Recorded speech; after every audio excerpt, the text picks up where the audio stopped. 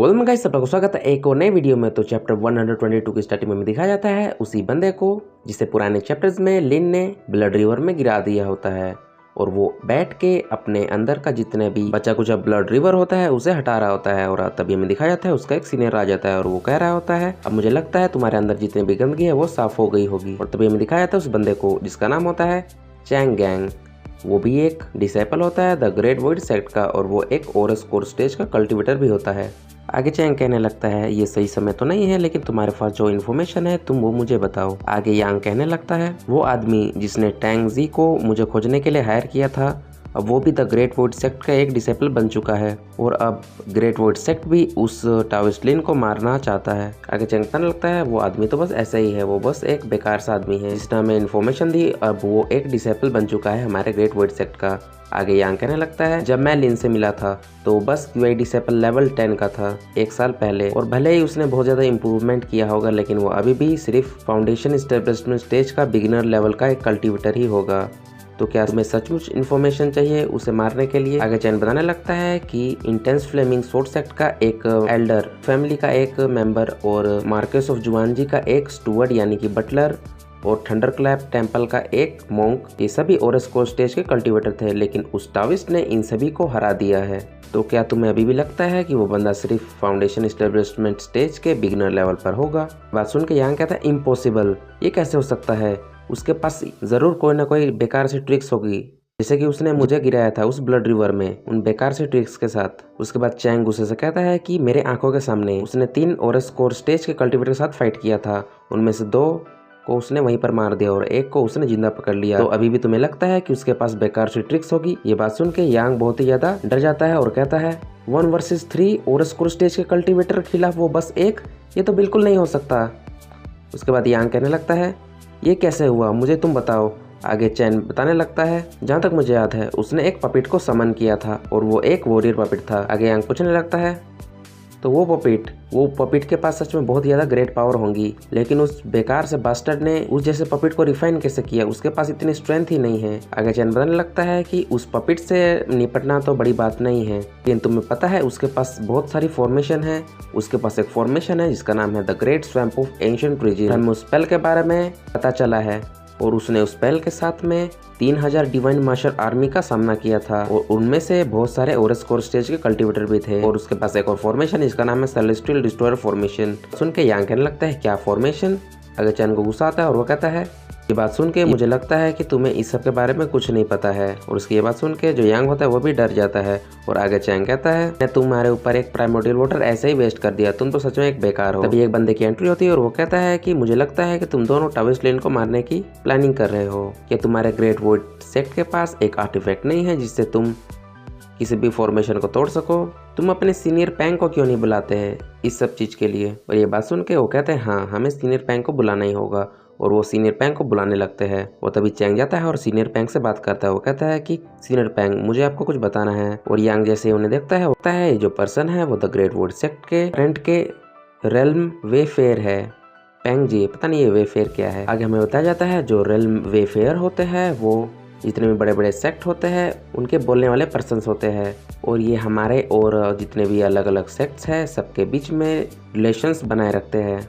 चैन बताने लगता है कि हमारे जो पहले के 3 रेल्म वेफेयर थे वो सब फीमेल्स थी, और मैं बताना तो नहीं चाहता लेकिन हमारा जो सेक्ट है वो इनकी पावर यूज करने में बहुत ज़्यादा स्ट्रॉन्ग है, बट यांग में बहुत ज़्यादा कमज़ोर है। और अब हमारा जो करंट का रेल्म वेफेयर है वो एक मेल है। उसके बाद में एल्डर पैंग कहने लगते हैं, वो अपना ज्ञान देने लगता है कि हेवन अर्थ और आदमी ये सब 3 है, ये 3 अलग अलग चीज़ है, और जो यिन यांग का साइकिल अलग अलग 3 साइकिलों में चलता है।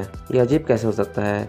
और जैसे ही चैंग ये सब बात सुनता है वो कहता है इस पर्सन के पास तो सच में बहुत ज़्यादा स्किल्स है, मैं प्रतिभा के पास यही सब सोच रहा था और इन्हें कैसे पता चल गया ये सब? इनका पावर ही इतना ज़्यादा है, मुझे लगता है कि ये मेरी सोल को पढ़ सकते हैं किसी भी वक्त। और आगे वो एक ड्रम आर्टिफैक्ट चैंग को देते हुए कहते हैं कि जूनियर ब्रदर तुम इससे किसी भी फॉर्मेशन को तोड़ सकते हो, और मैं यहाँ से अब जा रहा हूँ। और जैसे चैंग सुनता है क्या मैं किसी भी पावरफुल फॉर्मेशन को ऐसे ही तोड़ सकता हूँ? और पैंग जाते हुए कहते हैं कि मुझे आशा है तुम अपना काम ज़रूर पूरा कर पाओगे, और तुम इस आर्टिफैक्ट को सिंगल पीस में ही वापस लाना।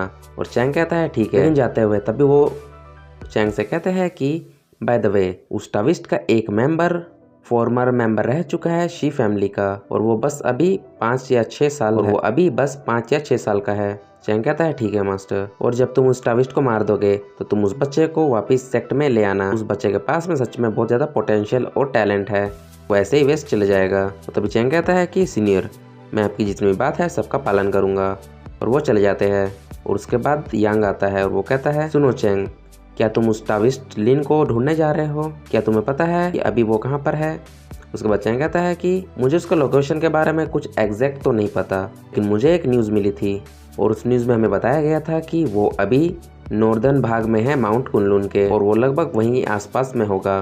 उसके बाद यांग गुस्से से कहता है फाइनली उस कुत्ते को तो मैं ही मारूंगा। कहता है कि टैंग अब तुम क्या करोगे? अगर टैंग कहने लगता है कि मैं कल्टीवेशन के बॉटम नेक तक पहुंच चुका हूं और मैं जाके अब कल्टीवेशन करना चाहूंगा। और जाते हुए चैंग टैंग से कहता है अगर कुछ होगा तो मैं तुम्हें कॉन्टेक्ट करूंगा, और वो लोग वहाँ से निकल पड़ते हैं। और उसके बाद सीन शिफ्ट हो जाता है माउंट यूजिन पे। यांग शाओ से कह रहा होता है चलो हमारा ट्रेनिंग लगभग खत्म हो चुका है, अब शायद से हम इस माउंटेन के नीचे जा पाएंगे। और शाओ कहने लगता है ये सच में बहुत ही ज़्यादा बोरिंग है, यहाँ बैठ बैठ के बहुत ही ज़्यादा बेकार लगता है। उसके बाद हमें ये को दिखाया जाता है जो कह रहा होता है ये कितनी अच्छी जगह है, मेरा दिल और दिमाग पूरा ही शांत हो चुका है, और वो सीनरी का मज़ा ले रहा होता है। आगे वो कहने लगता है ये कितना अच्छा स्प्रिंग है, ये फ्लाइंग वाटरफॉल्स और डिवाइन ऑरा जो मेरे आसपास है। मास्टर ने तो सच में एक बहुत ही अच्छी जगह खोजा हमारे लिए। तो नज़र पड़ती है थर्ड जूनियर के ऊपर, यानी कि अपने वैंग के ऊपर। वो कहता है कि और जो किलिंग इंटेंट आ रहा है वो बहुत ही ज़्यादा स्ट्रॉन्ग है। आगे ये कहता है कि चलो मैं देखता हूँ ये करना क्या चाहता है, और हमें दिखाया जाता है जो वैंग होता है वो अपना एक टेक्निक का यूज़ करता है जिसका नाम होता है सेलेस्ट्रियल फिंगर ऑफ सिटेक्स। तो उसका जो पल होता है वो बहुत ही ज़्यादा बड़ा हो जाता है, लेकिन उसके बाद छोटा भी हो जाता है। आगे वैंग ये से कहने लगता है मेरा भी करंट का कल्टीवेशन इतना ज़्यादा नहीं है कि मैं एक फाउंडेशन एस्टेब्लिशमेंट स्टेज के कल्टीवेटर को एक ही ब्लो में मार सकूं, मुझे अब और ज़्यादा कल्टीवेशन करना पड़ेगा। और जो ये होता है वो कहता है थर्ड जूनियर, अगर तुम अपने दुश्मन पे दया दिखाओगे तो ये बिल्कुल ही बेकार है, अगर तुम्हें बदला लेना है तो तुम उसे नफरत करो और जाके उसे मार दो, और तुम कभी भी अफसोस मत करना। और जो वैंग होता है वो कहता है थैंक यू सेकंड ब्रदर आपके एडवाइस के लिए। आगे अपने मन में सोचता है अरे मैंने इसको ये सब ज्ञान तो दे दिया है, लेकिन जैसे मैं जाऊँगा ये वैसे ही भोला बन जाएगा। और तभी हमें दिखाया जाता है एक अटैक होता है उनके बैरियर पर, और वो लोग कह रहे होते हैं लगता है कोई आ रहा है, और हमें दिखाया जाता है ये डिमोनिक क्रो होता है। और उसे देख के ये लोग कहते हैं ये तो ओरेस कोर स्टेज का एक डिमोनिक क्रो है। उसके बाद हमें उस डिमोनिक क्रो को दिखाया जाता है, वो कहता है कि सचमुच ये एक डिवाइन माउंटेन है, जैसे कि एक मास्टर ने मुझे बताया था कि माउंट कुनलुन के नॉर्दर्न भाग में एक प्लेस है, ये सचमुच वही वाला प्लेस है। लगता है यहाँ पर मुझसे पहले ही कोई आ चुका है और उसने यहाँ पर एक प्रोटेक्शन फॉर्मेशन भी लगा दिया है। और तभी वो क्रो उस फॉर्मेशन पे अटैक करता है और कहता है कि ऐसा कोई फॉर्मेशन बना नहीं जो मुझे रोक सके, लेकिन वो देखता है वो फॉर्मेशन पे कोई भी असर नहीं होता है। आगे वो कहने लगता है कि ये कैसे हो सकता है, मैंने इस फॉर्मेशन पे अपना सन प्राइमोडियल फायर का यूज़ किया था लेकिन इस पर तो कोई असर ही नहीं हुआ। और तभी हमें दिखाया जाता है उसके सामने कोई आ जाता है और वो कहता है कौन है यहाँ पर। और तभी हमें दिखाया जाता है ये एक एल्डर होता है एलियोसेक्ट का, इसका नाम होता है एल्डर ली फैंग, और ये भी एक ओरेस कोर स्टेज का कल्टीवेटर है। एल्डर ली फैंग कहने लगता है यहीं से ज़ैंग लिन के ब्रेसलेट का ओरा गायब हो चुका था, तो लगभग वो यहीं कहीं होगा। और जैसे ही क्रो उसे देखता है वो कहता है ली फैंग तो ये तुम हो? अगर ली फैंग कहता है ओ तुम डिमोनिक क्रो, और तुम इस माउंट कुनलुन में क्या कर रहे हो, क्या तुम्हें बिल्कुल भी डर नहीं है कि तुम यहाँ से आज वापस नहीं जा पाओगे? और डिमोनिक क्रो कहता है कि तुम बुढ़े, तुम्हारी इतनी औकात भी है कि तुम मुझे मार सको? उसके बाद एल्डर ली फैंग कहता है नहीं नहीं, मैं यहाँ पर तुमसे लड़ने के लिए नहीं आया हूँ, मैं अपने यहाँ पर कुछ डिसेबल को खोजने आया हूँ जिनका ओरा यहीं से गायब हो चुका था। आगे एल्डर ली फैंग कहने लगता है मैं उस आदमी का चेहरा देखना चाहता हूँ जो यहाँ का ओनर है। तो गाइस इसी साथ चैप्टर खत्म, तो मिलते हैं अगले चैप्टर में, तब तक के लिए बाय बाय।